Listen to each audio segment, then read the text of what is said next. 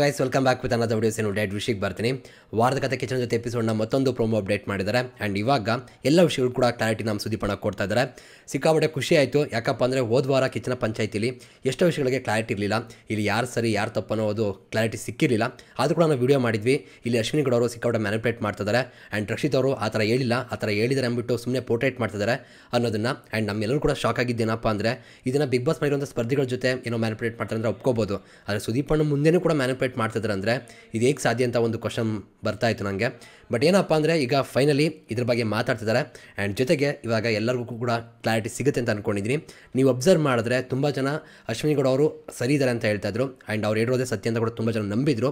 ಏನಕ್ಕೆ ಅಂದರೆ ರಕ್ಷಿತ್ ಅವರು ಏನು ಮಾತಾಡಿರಲ್ಲ ಅಂದ್ಬಿಟ್ಟು.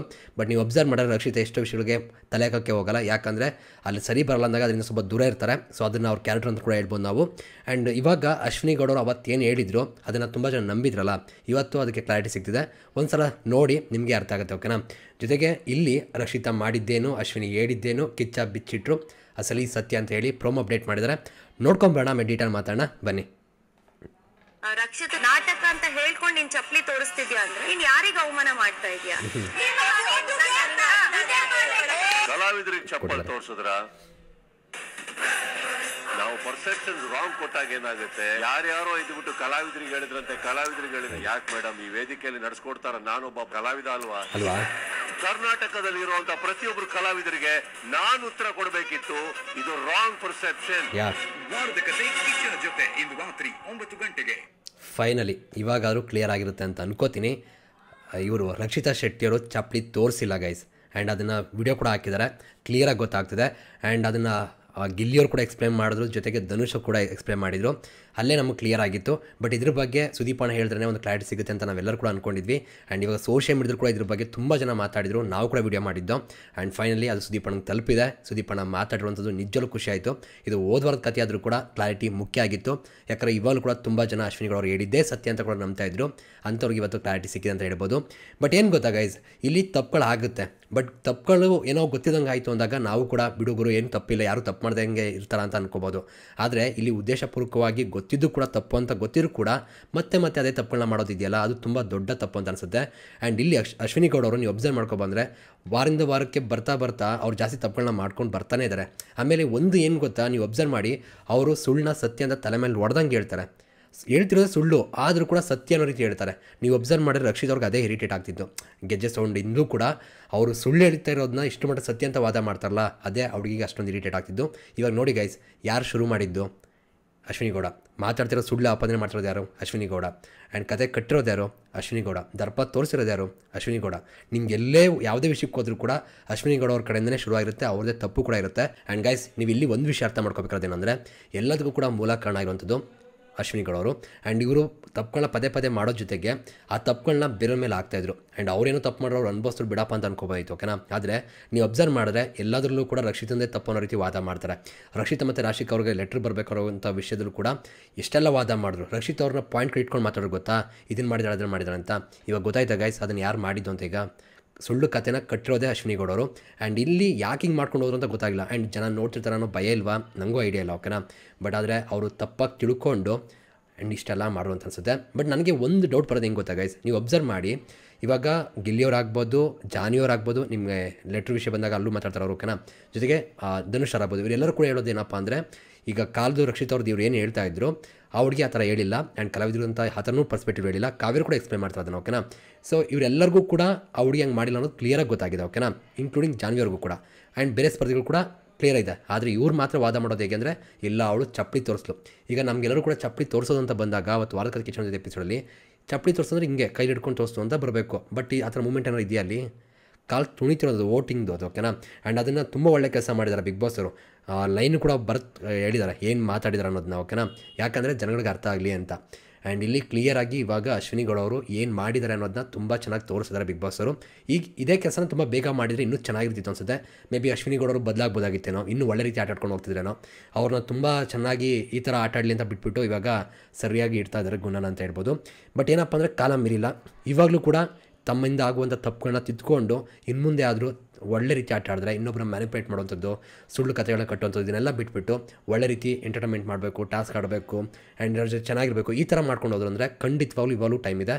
ಬಟ್ ಅದನ್ನು ಮಾಡ್ತಾರೆ ಅಶ್ವಿನಿ ಗೌಡರು, ಕಾದು ನೋಡಬೇಕು. ಯಾಕಂದರೆ ಇವರು ಈ ವಿಷಯಗಳು ಮಾತ್ರ ತಪ್ಪಲ್ಲ, ಅವ್ರ ಈಗೋ ಅನ್ನೋದಿದೆ, ಅದು ತುಂಬ ಟ್ರಿಗರ್ ಮಾಡ್ಕೋತಾರೆ ಬೇಗ. ಯಾರು ಏನು ಹೇಳಿದ್ರು ಅರ್ಥ ಮಾಡ್ಕೊಳಕ್ಕೆ ರೆಡಿ ಇಲ್ಲ. ಜೊತೆಗೆ ಮೇನಾಗಿ ಎಲ್ಲರೂ ಕೂಡ ನನ್ನ ಹಿಡಿತದಲ್ಲಿ ಇರಬೇಕು ಅಂತ ಅನ್ಕೋತಾರೆ. ಆ್ಯಂಡ್ ರಕ್ಷಿತವ್ರನ್ನು ಕೂಡ ಅವರ ಇದರಲ್ಲಿ ಕಂಟ್ರೋಲ್ ತೊಗೊಳಕ್ಕೆ ಟ್ರೈ ಮಾಡಿದ್ರು, ಬಟ್ ಅದಾಗಲಿಲ್ಲ. ಆ್ಯಂಡ್ ಅವ್ರ ಕಂಟ್ರೋಲ್ ಇಲ್ಲ ಅಂದರೆ ಅವ್ರಿಗೆ ಎಗೇನ್ಸ್ಟ್ ಹೋಗ್ತಾರೆ. ಆ್ಯಂಡ್ ನೀವು ಅಬ್ಸರ್ವ್ ಮಾಡಿ, ಅಶ್ವಿನಿ ಗೌಡ ಅವ್ರ ಜೊತೆ ಯಾರು ಚೆನ್ನಾಗಿರ್ತಾರೆ ಅವ್ರು ಎಗೇನ್ಸ್ಟ್ ಹೋಗೋದೇ ಇಲ್ಲ. ಎಂಥ ವಿಷಯಗಳು ಬಂದರೂ ಕೂಡ ಅವ್ರನ್ನ ಪ್ರೊಟೆಕ್ಟ್ ಮಾಡೋಕ್ಕೆ ನೋಡ್ತಾರೆ. ಈಗ ಗಿಲ್ಲಿಯವ್ರು ಇದಾರಲ್ಲ, ಗಿಲ್ಲಿಯವ್ರು ಕಳಪೆ ಹೋಗೋ ಸಂದರ್ಭ ಬರೋಕ್ಕೆ ಕಾರಣನೇ ಇವರು. ಯಾಕೆ ಅಂದರೆ ಅಲ್ಲಿ ಮಾತಾಡ್ಕೊಂಡಿರು, ಕೊಡಲ್ಲ ಅಂತ ಅಂದ್ಕೊಂಡಿರು, ಆದರೆ ಸಿಚುವೇಶನ್ನು ಸುದ್ದಿಯವ್ರ ಕಡೆ ಹೋಗ್ತಾ ಇದೆ ಅಂತ ಗೊತ್ತಾಯಿತು. ಆ ತಕ್ಷಣ ಏನು ಮಾಡಿದ್ರು ಅಂದರೆ ಎಲ್ಲರೂ ಹೋಗ್ಬಿಟ್ಟು ಗಿಲ್ಲಿಗೆ ಕಳಪೆ ಕೊಟ್ಟು ಟಾರ್ಗೆಟ್ ಮಾಡಿ ಹಾಕ್ತಾರೆ. ಸೊ ಇಲ್ಲೇ ಅರ್ಥ ಆಗುತ್ತೆ ಇವ್ರು ಏನು ಮಾಡ್ತಿದ್ದಾರೆ ಅಂತ. ಆ್ಯಂಡ್ ಇದ್ರ ಜೊತೆಗೆ ಇನ್ನೊಂದು ವಿಷಯ ಅಬ್ಸರ್ವ್ ಮಾಡಿ, ಇವರ ಗ್ರೂಪಲ್ಲಿರುವಂಥ ಪ್ರತಿಯೊಬ್ಬ ಸ್ಪರ್ಧಿ ತಪ್ಪುಗಳು ಮಾಡಿದಾಗ ಅದನ್ನು ಮುಚ್ಚಾಕಕ್ಕೆ ನೋಡ್ತಾರೆ. ಅದೇ ಬೇರೆಯವ್ರು ಮಾಡಿದಾಗ ಚಿಕ್ಕ ತಪ್ಪಿರೋದು ದೊಡ್ಡದು ಮಾಡೋಕ್ಕೆ ಹೋಗ್ತಾರೆ. ಅಲ್ಲಿ ವಿಷಯಗಳೇ ತಪ್ಪಿಲ್ಲ ಅಂದರೂ ಕೂಡ ತಪ್ಪು ಅನ್ನೋ ರೀತಿ ಪೋರ್ಟ್ರೇಟ್ ಮಾಡೋಕ್ಕೆ ನೋಡ್ತಾರೆ. ಸೊ ಹಾಗಾಗಿ ಇಲ್ಲೇ ಅರ್ಥ ಆಗುತ್ತೆ ಇವರ ಕಂಟ್ರೋಲ್ ಎಲ್ಲರೂ ಇರಬೇಕು, ಇವ್ರ ವಿರುದ್ಧವಾಗಿ ಯಾರು ಮಾತಾಡಬಾರ್ದು ಅನ್ನೋ ಒಂದು ಕ್ಯಾರೆಕ್ಟ್ರು ಅಶ್ವಿನಿ ಗೌಡದಾಗಿದೆ. ಅದರಿಂದ ತುಂಬ ತಪ್ಪುಗಳಾಗ್ತಿದೆ. ತಿದ್ಕೊಂಡ್ರೆ ಒಳ್ಳೆಯದು. ಈಗ ಫಾರ್ ದ ಫಸ್ಟ್ ಟೈಮ್ ಅವ್ರಿಗೆ ಕ್ಲಿಯರಾಗಿ ಕ್ಲಾಸ್ ತಗೊಳ್ಳೋ ರೀತಿ ಇದೆ. ಸೊ ಇಲ್ಲಿಂದ ಬದಲಾಗ್ತಾರೆ ಅಂತ ಕಾದು ನೋಡಬೇಕಾಗುತ್ತೆ. ಆ್ಯಂಡ್ ಜೊತೆಗೆ ಇಲ್ಲಿ ಕೆಲವೊಂದು ಲೈನ್ ಹಾಕಿದ್ದಾರೆ, ಓಕೆನಾ, ಇನ್ಸಿಡೆಂಟ್ ಏನಾಯ್ತು ಅದನ್ನ. ಈಗ ಏನು ಗೊತ್ತಾ, ರಕ್ಷಿತಾ ಹೇಳುವಂಥದ್ದು ಏನಪ್ಪ ಅಂದರೆ, ನಿಮ್ಮ ಹೋಟಿಗೆ ಇದೇ ಮಾಡಬೇಕು ಅಂದರೆ ಕಾಲಲ್ಲಿ ಹಿಂಗೆ ತುಣಿಬೇಕು ಅಂತ ತೋರಿಸಿರೋದು, ಓಕೆನಾ. ಆವಾಗ ಅಶ್ವಿನಿ ಹೇಳುವಂಥದ್ದು ಇನ್ನೊಂದು ಸಲ ತೋರಿಸು ಅಂತ ಹೇಳ್ತಾರೆ, ಓಕೆನಾ. ಆ್ಯಂಡ್ ಇದಾದಮೇಲೆ ನೆಕ್ಸ್ಟು ನಿಮ್ಮ ಹೋಟಿಗೆ ಇದೇ ಮಾಡಬೇಕು ಅಂತ ಬರುತ್ತೆ. ಆಗ ಓಕೆ ವೆರಿ ಗುಡ್ ಅಂತ ಅಶ್ವಿನಿ ಗೌಡ ಹೇಳುವಂಥದ್ದು. ಬಟ್ ಇಲ್ಲಿ ನೋಡಿ ಎಷ್ಟು ಕ್ಲಿಯರ್ ಆಗಿದ್ದಾರೆ, ಅಲ್ಲೇ ಮುಂದೆನೇ ಇದ್ದಾರೆ, ಹತ್ರನೇ ಇದ್ದಾರೆ. ಸೊ ಬಿಡಪ್ಪ ದೂರ ಇದ್ದರು, ಅವ್ರೇನೋ ಹಂಗೆ ತಪ್ಪ ತಿಳ್ಕೊಬಿಟ್ರು, ಚಪ್ಪಲಿ ತೋರಿಸಂಗಿತ್ತು ಅನ್ನೋಕ್ಕೂ ಆಗಲ್ಲ. ಎಷ್ಟು ಹತ್ರ ಇದ್ದಾರೆ ಅಂತ ನೀವು ಸ್ಕ್ರೀನಲ್ಲಿ ನೋಡ್ತಾ ಇರ್ಬೋದು. ಯಾಕಂದ್ರೆ ಈ ಥರ ಮ್ಯಾನಿಪುಲೇಟ್ ಕೂಡ ಮಾಡ್ತಾರೆ, ಹಾಗಾಗಿ, ಓಕೆನಾ. ಆ್ಯಂಡ್ ಇದಾದಮೇಲೆ ನೀವು ಸ್ಕ್ರೀನ್ ಮೇಲೆ ನೋಡ್ತಾ ಇರ್ಬೋದು ಎಷ್ಟು ಕ್ಲೋಸ್ ಇದ್ದಾರೆ. ಇಲ್ಲಿ ಎಲ್ಲಿತ್ತು ಗೈಸ್ ಚಪ್ಪಲಿ ತೋರಿಸೋಂಥ ಕಲಾವಿದರಿಗೆ. ಆ್ಯಂಡ್ ವೋಟಿಂಗ್ ಹೇಳುವಂಥದ್ದು ಅಷ್ಟು ಕ್ಲಿಯರಾಗಿ ಗೊತ್ತಾಗ್ತದೆ. ಆ್ಯಂಡ್ ಓಕೆ ಅಂತ ಅವರೇ ಹೇಳಿದ್ದಾರೆ. ಇಲ್ಲೇ ಗೊತ್ತಾಗ್ತಿದೆ ಅಶ್ವಿನಿ ಗೌಡರು ನಮ್ಮನ್ನೆಲ್ಲರನ್ನೂ ಕೂಡ ಎಷ್ಟು ಮ್ಯಾನಿಪುಲೇಟ್ ಮಾಡೋಕ್ಕೆ ಟ್ರೈ ಮಾಡಿದ್ದಾರೆ ಜನಗಳನ್ನ, ಆಡಿಯನ್ಸ್ ಅಂತ. ಇನ್ನೂ ಯಾರ್ಯಾರು ಇವರು ಬಲೆಗೆ ಬಿದ್ದಿದ್ದೀರೋ ಗೊತ್ತಿಲ್ಲ, ಆಡಿಯನ್ಸ್ ನೋಡೋರು ಅರ್ಥ ಮಾಡ್ಕೊಳ್ಳಿ. ಇಲ್ಲಿ ತಪ್ಪು ಮಾಡಿರೋದಕ್ಕೆ ತಪ್ಪು ಅಂತ ಹೇಳ್ತಿರೋಂಥದ್ದು, ಅವ್ರನ್ನ ಟಾರ್ಗೆಟ್ ಮಾಡುವಂಥ ಉದ್ದೇಶ ಯಾರಿಗೂ ಇಲ್ಲ, ತಪ್ಪು ಅಂತ ಹೇಳ್ಬೇಕಷ್ಟೇ. ಆ್ಯಂಡ್ ಜೊತೆಗೆ ಈಗ ನೋಡಿ, ರಕ್ಷಿತಾ ಓಟ್ ಬೇಕಾಗಿಲ್ಲ, ಹಿಂಗೆ ಮಾಡಿಬಿಡ್ತೀನಿ, ಅರ್ಥ ಆಯ್ತಾ ಗೈಸ್, ಚಪ್ಪಲಿ ವಿಷಯನೇ ಬರ್ತಿಲ್ಲ ಇಲ್ಲಿ, ಓಕೆನಾ. ನಮಗೂ ನಿನ್ನ ಅವಶ್ಯಕತೆ ಇಲ್ಲ, ಇಷ್ಟೇ ಹೇಳುವಂಥ. ಇದು ಯಾಕೆ ಬಂತು ಅಂದರೆ, ಅವತ್ತು ಅಭಿಷೇಕ್ ಅವ್ರಿಗೆ ವೋಟಿಂಗ್ ಬರುತ್ತೆ ಗೊತ್ತಾ, ಸ್ಟೂಡೆಂಟ್ ಆಫ್ ದ ವೀಕು, ಅದನ್ನು ಕೇಳೋಕೆ ಹೋಗಿರಲ್ಲ. ಸೊ ಆ ವಿಷಯಕ್ಕೆ ಮಾತಾಡ್ತಿರೋಂಥದ್ದು. ಸೊ ಅದನ್ನು ಯಾವ ಥರ ಎಲ್ಲ ಪೋರ್ಟ್ರೇಟ್ ಮಾಡಿ ಎಷ್ಟು ನೆಗೆಟಿವ್ ಮಾಡಿದ್ರು, ಇಲ್ಲೇ ಗೊತ್ತಾಗುತ್ತೆ ಅಶ್ವಿನಿ ಗೌಡರು ಈ ಬಿಗ್ ಬಾಸ್ ಮೇಲೆ ಏನು ಮಾಡ್ತಾರೆ ಅಂತ. ಅಟ್ಲೀಸ್ಟ್ ಇವಾಗ ಕ್ಲಾಸ್ ತೊಗೊಂಡ್ಮೇಲೆ ಯಾರು ಬದಲಾಗ್ತಾರೆ ಅಂತ ಮಾತ್ರ ಕಾದು ನೋಡಬೇಕಾಗುತ್ತೆ. ಆ್ಯಂಡ್ ಜೊತೆಗೆ ಪ್ರೋಮೋದಲ್ಲೂ ಕೂಡ ಒಂದಿಷ್ಟು ರಿಯಾಕ್ಷನ್ಗಳಿದೆ, ಒಂದಿಷ್ಟು ಮಾತುಗಳಿದೆ, ಅದನ್ನು ನೋಡ್ತಾ ರಿಯಾಕ್ಷನ್ ಕೊಡ್ತಾ ಮಾತಾಡ್ತೋಣ ಬನ್ನಿ. ಆಮೇಲೆ ಇನ್ನೊಂದು ಗೊತ್ತಾ ಗೈಸ್, ನಾಟಕ ಅಂದ್ಕೊಂಡು ಚಪ್ಪಲಿ ತೋರಿಸಿದ್ಯಾ ಅಂತ, ಓಕೆನಾ. ಇಲ್ಲಿ ಅಗೇನ್ ಚಪ್ಪಲಿ ತೋರಿಸೋದು ಅಂತಲೇ ಬರ್ತಿದೆ. ಕಾಲು ಹಿಂಗೆ ಮಾಡಿದ್ರು ಅಂತ ಯಾವಾಗ ಹೇಳಿದ್ರು ಅಂದರೆ, ಈ ಧನುಷ್ ಅವ್ರು ಮತ್ತು ಗಿಲ್ಲಿ ಹೇಳಿದಾಗ ಚಪ್ಪಲಿ ಅಲ್ಲ ಕಾಲನ್ನ ಹಿಂಗೆ ಮಾಡಿದ್ರು ಅಂತ ಹೇಳ್ತಾರೆ. ಕಾಲು ಹಿಂಗೆ ಮಾಡಿದ್ರು ಅಂತ ಹೇಳಿದರೆ ಅವತ್ತೇ ಸುದೀಪಣ್ಣ ಮುಂದೆ ಇವಾಗಲೂ ಹೇಳೋದಾದರೆ ಕ್ಲಿಯರಾಗಿ ಅರ್ಥ ಆಗುತ್ತೆ. ಇವಾಗಲೂ ಕೂಡ ಸುದೀಪಣ್ಣ ಏನೂ ಕೇಳೋಣ ಅನ್ನೋ ರೀತಿ ಮತ್ತೆ ಮ್ಯಾನಿಪುಲೇಟ್ ಮಾಡೋಕ್ಕೆ ನೋಡ್ತಿದ್ದಾರೆ ಅನಿಸುತ್ತೆ. ಅದಕ್ಕೇ ಚಪ್ಪಲಿ ಅನ್ನೋದೇ ಬರ್ತಾಯಿದೆ.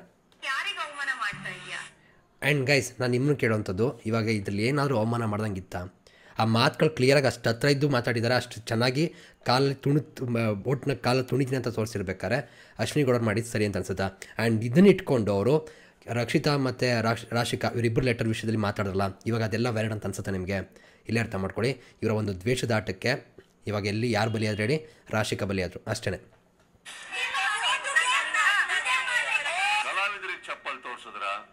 ಇದೇ ಪಾಯಿಂಟ್. ಬಟ್ ಇದನ್ನು ಸುದೀಪಣ್ಣ ಅವತ್ತು ಕೇಳಿದ್ರೆ ಇನ್ನೂ ಸಾಕಾಗತ್ತಾಗಿರೋದು. ಇವಾಗ ನೋಡ್ರಪ್ಪ ಎಷ್ಟು ಮುಖ ಫುಲ್ ತಲೆ ಬಗ್ಸೋಂಥ ಸಿಚುವೇಶನ್ ಬತ್ತಾ. ನಾನು ಹೇಳೋದಿದೆ, ಎಷ್ಟೋ ಜನ ನಂಬಿರ್ತಾರೆ, ಆ ನಂಬಿಕೆನ ಕಳ್ಕೊಂಡ್ರು ಇವಾಗ ಅಂತ ಹೇಳ್ಬೋದು ಅಶ್ವಿನಿ ಗೌಡರು. ಇದು ಬೇಕಾಗಿತ್ತು ಅವ್ರಿಗೆ. ನಾವು ಪರ್ಸೆಪ್ಷನ್ ರಾಂಗ್ ಕೊಟ್ಟಾಗ ಏನಾಗುತ್ತೆ, ಯಾರ್ಯಾರೋ ಇದ್ಬಿಟ್ಟು ಕಲಾವಿದರಿಗೆ ಹೇಳಿದ್ರು ಯಾಕೆ ಮೇಡಮ್ ಇವೇ ಅಲ್ವಾ. ನನಗೆ ಏನು ಗೊತ್ತಾ ಗೈಸ್, ಅವತ್ತು ಆ ಸ್ಟೇಜಲ್ಲಿ ಸುದೀಪಣ್ಣ ಇರಬೇಕಾದ್ರೆ ತುಂಬ ಜನ ನಂಬ್ತಾರೆ. ಯಾಕಂದರೆ ಈಗ ಸುದೀಪಣ್ಣನೂ ಕ್ವಶನ್ ಮಾಡಲಿಲ್ಲ, ರಕ್ಷಿತಾ ಸೈಲೆಂಟ್ ಆಗೋದ್ರು. ಆ್ಯಂಡ್ ಅಶ್ವಿನಿ ಗೌಡ ಅಷ್ಟು ಮಟ್ಟಿಗೆ ಹೇಳ್ತಿದ್ದಾರೆ. ಸೊ ಎಲ್ಲರೂ ಅಂದ್ಕೊಳ್ಳೋದು ಅಶ್ವಿನಿ ಗೌಡ ಹೇಳಿದ್ದೇ ಸರಿ. ಯಾಕಂದರೆ ನನ್ನ ಕಮೆಂಟ್ ಸೆಕ್ಷನ್ ಕೂಡ ಬಂದಿದ್ದು, ಅದನ್ನೇ ನಾನು ರಿಪ್ಲೈ ಮಾಡಿದ್ದೆ. ಬಟ್ ಏನಪ್ಪ ಅಂದರೆ ಇವಾಗ ಎಲ್ಲರೂ ಕೂಡ ಅರ್ಥ ಆಗಿರುತ್ತೆ ಅನ್ಕೋತೀನಿ. ನಡೆಸ್ಕೊಡ್ತಾರೆ, ನಾನೊಬ್ಬ ಕಲಾವಿದ ಅಲ್ವಾ. ಆ್ಯಂಡ್ ಅವತ್ತು ಇದೇ ರೀತಿ ಮಾತಾಡ್ಬಿಟ್ಟಿರಿ ಇನ್ನೂ ಎಷ್ಟು ಚೆನ್ನಾಗಿರೋದು ಅಂತ ಅನಿಸುತ್ತೆ. ಆ್ಯಂಡ್ ಸುದೀಪಣ್ಣ ಇವತ್ತು ಸಖತ್ತಾಗಿ ಖಡಕಾಗಿ ಕೊಡ್ತಾ ಇದ್ದಾರೆ, ಇಸ್ಕೊಳ್ಳಿ. ಕರ್ನಾಟಕದಲ್ಲಿರುವಂತಹ ಪ್ರತಿಯೊಬ್ಬರು ಕಲಾವಿದರಿಗೆ ನಾನು ಉತ್ತರ ಕೊಡಬೇಕಿತ್ತು. ಇದು ರಾಂಗ್ ಪರ್ಸೆಪ್ಷನ್.